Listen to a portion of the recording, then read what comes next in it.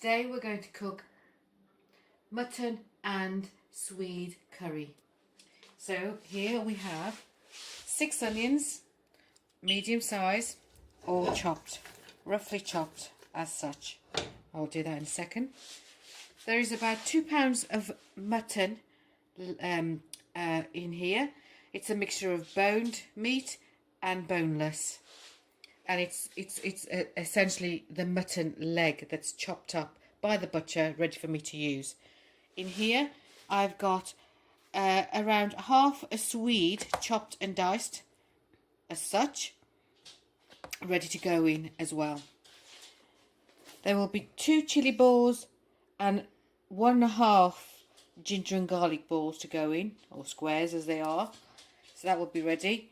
3/4 of a tin of plum tomato to go in, salt and seasoning, garam masala, turmeric, all the essentials are in here. We will be adding water to the dish as it is cooking, and it will be boiled water, and we will explain that. And roughly on average we'll be using about 1.5 pints in total by the end of the dish. To the onions I will be adding the mutton straight in. I will add 2 teaspoons of salt, 1 small glass of boiled water. I'm going to stick that onto a high heat to allow it to begin to bubble a little bit with the water inside. Put the lid on it until it begins to bubble. You can see the mutton is has boiled. Really, the colour of the meat has changed. That's absolutely what we want to see. There's enough water in there so that the meat will not stick to the pan. Just giving it a stir, cover it back up, allow it to cook more. What I will do also is just turn that heat down. So it's on full at the moment, and I'm going to put it down to almost low. There'll still be enough heat there to allow it to simmer it slowly until the next stage. So this is at about 10 minutes of cooking. This is the mutton again. So give it a stir, leave the heat on as it was. Still cooking through nicely. Put the lid back on, leave it for another 15 minutes before checking.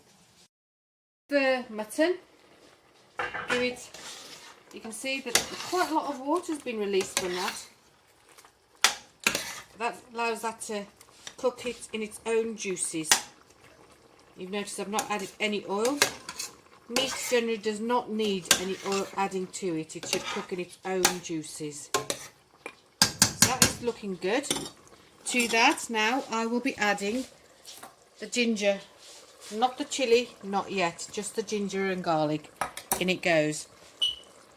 Might just turn the heat up slightly and then allow that to bubble. Again, give it a stir. Okay, cooking. I'm now going to add the tomatoes. Give it a stir.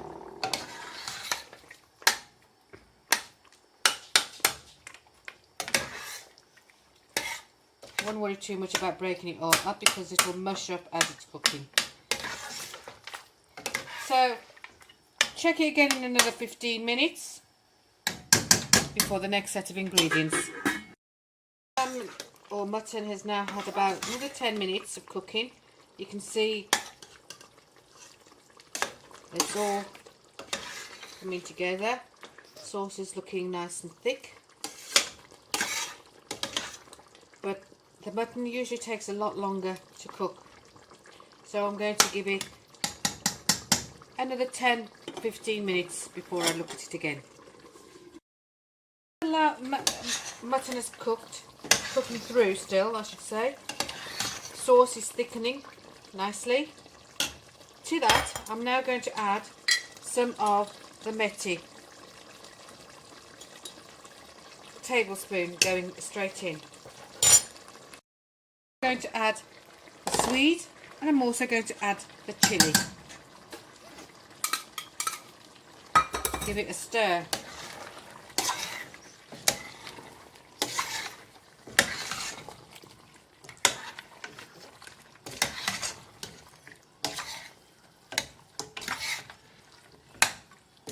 I'm going to give that about, say, 10 minutes before I add anything else. My next ingredient will be the turmeric. Meat, you can see, it's cooking nicely. To this now, I'm going to add turmeric. And I'm going to add 2 teaspoons of the turmeric. 1, 2. I'm running out of this. Give that a stir.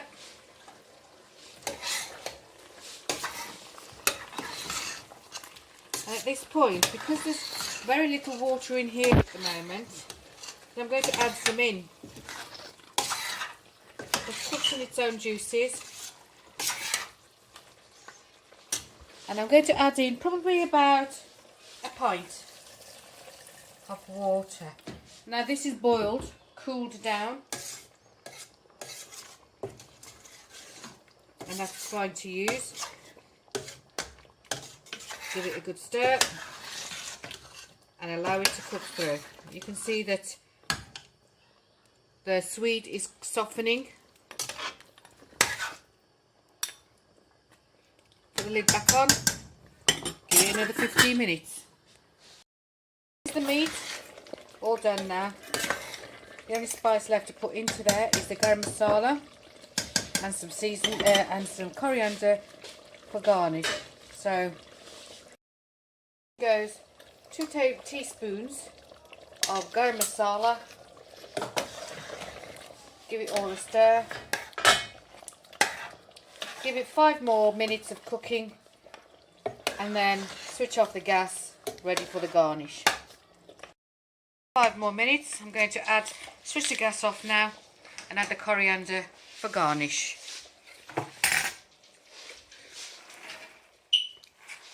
There you go. Enjoy.